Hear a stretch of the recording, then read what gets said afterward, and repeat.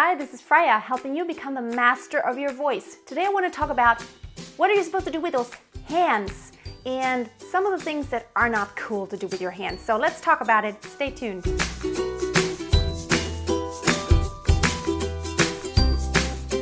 I know it's really hard. What do you do with your hands?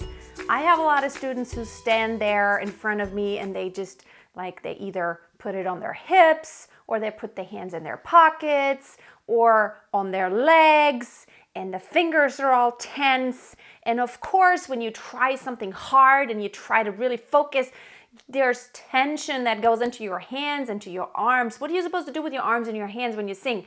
Now, what I teach is basically that you want to kind of detach your arms and hands from the rest of your body because they're not really essential to the vocal mechanism.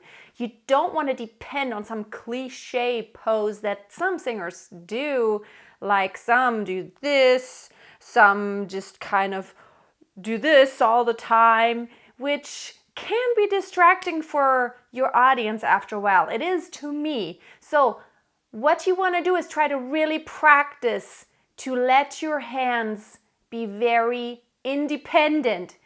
So when you practice, when you do your exercises and you're singing, especially when you do your exercises, because you don't really express words yet, you want to practice keeping your arms just hanging very loosely by your sides.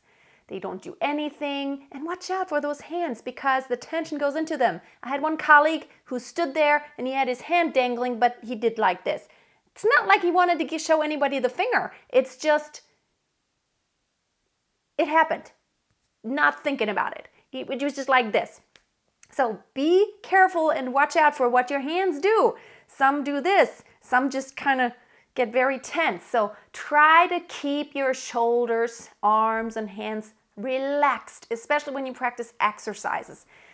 Try to just focus on what's important. Your core, your head, that area. This is what creates the tone. Your arms don't create the tone. They're not essential for it. And while it is sometimes helpful, just for practicing purpose, to do a gesture, I do this sometimes where my students have to yeah.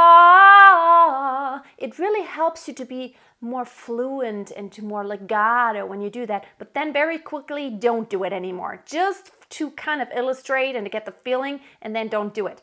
There's nothing more distracting than the singer that always does the whole thing. Always does the same thing all the time. Now, and when you get to this point, this will allow you to be very free and natural with your arms and hands, to where you can emote in a way, just like I'm talking to you right now. I'm using my hands and I'm talking with my hands a lot. I do that. It's natural. So I don't do, you got to do this and you got to do that. That is weird. Nobody would talk to you that way. So try to keep your hands natural. Yes, there are instances, and there are some singers who have their thing. Like Mariah Carey, she does this when she does the whistle register. She goes like this.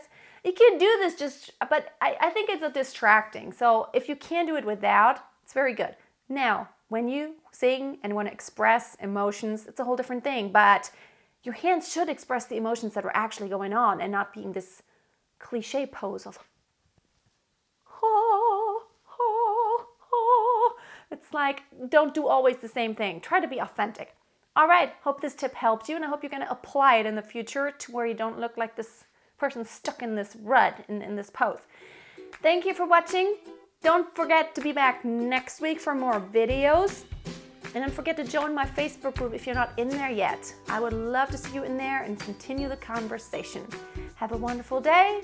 Until next time, don't forget, always keep a song in your heart and always keep on singing. Bye.